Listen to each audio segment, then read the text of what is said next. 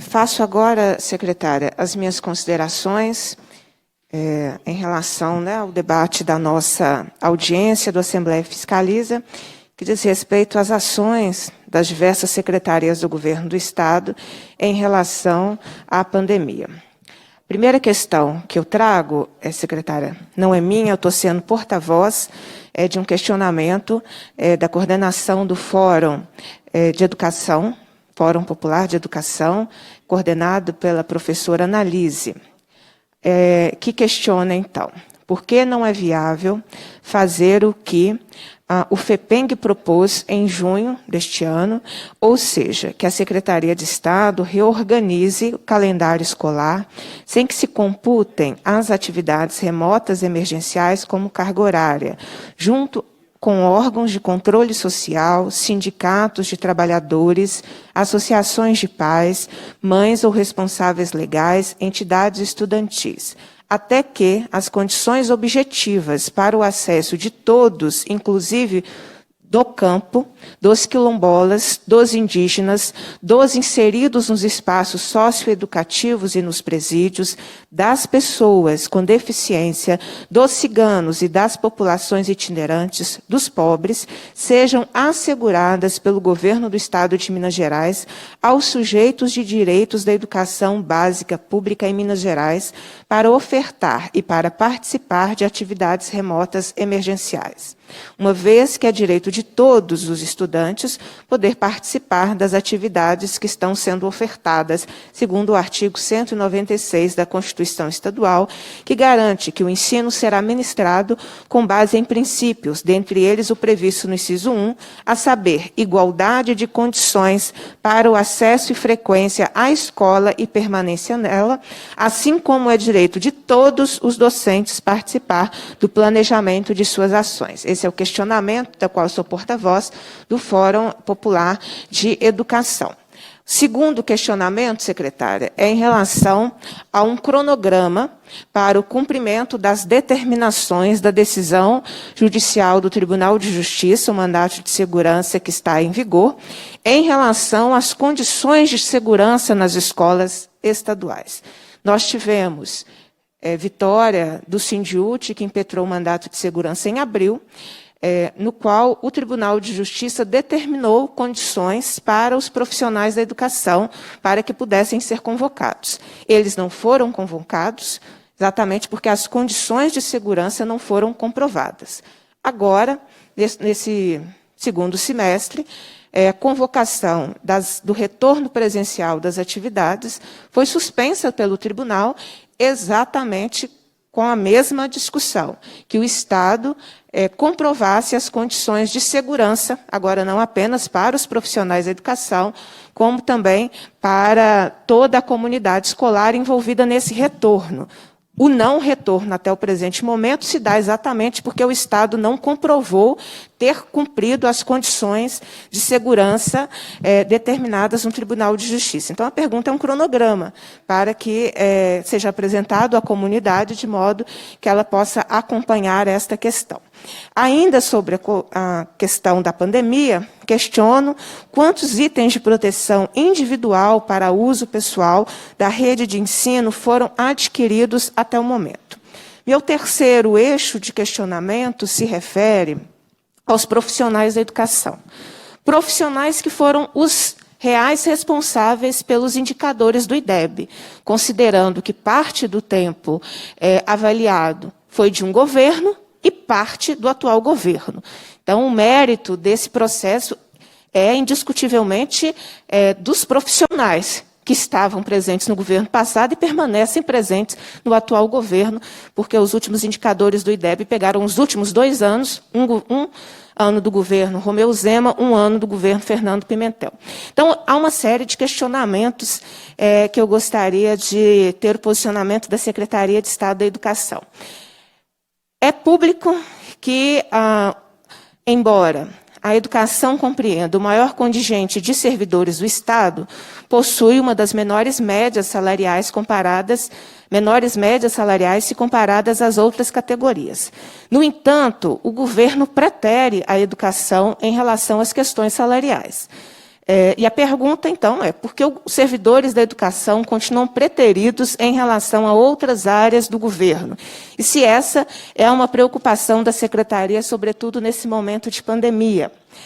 Ainda em relação aos profissionais da educação, que articulação a Secretaria vem conduzindo com vistas a regularizar o pagamento mensal integral dos vencimentos dos profissionais da educação, bem como garantir o pagamento do 13º salário. Eu questionava o secretário da Fazenda, orçamento e execução do orçamento não é uma questão de opinião. O Estado de Minas Gerais não investiu média de 25%, eu digo média ao longo de 2020, em educação. Nós estamos aí com um saldo do investimento vinculado à educação de 2.457 milhões que deixaram de ser investidos, considerando os impostos arrecadados, o recurso vinculado que efetivamente foi feito em 2020. Ontem, o secretário sugeriu que pudesse ser alguma questão de opinião. Orçamento não é opinião, execução não é opinião, são dados. Os dados são públicos, já divulgados pelo próprio governo do Estado. Ainda sobre os profissionais da educação.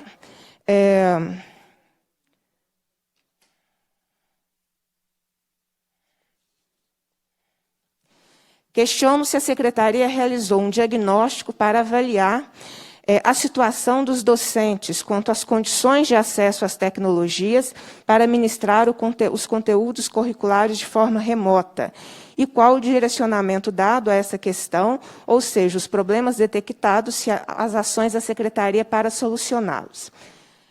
Ainda em relação à vida dos profissionais da educação, como a Secretaria se posiciona em relação à estagnação dos valores dos vencimentos dos profissionais da educação, haja visto o descumprimento de normas legais e constitucionais que obrigam o pagamento do piso salarial profissional nacional e sua atualização anual. No início do ano, antes da pandemia, nós tínhamos uma greve dos trabalhadores em educação. Na ocasião, o governador disse que contava com o sacrifício dos profissionais do setor. Qual que é a opinião da Secretaria de Estado da Educação?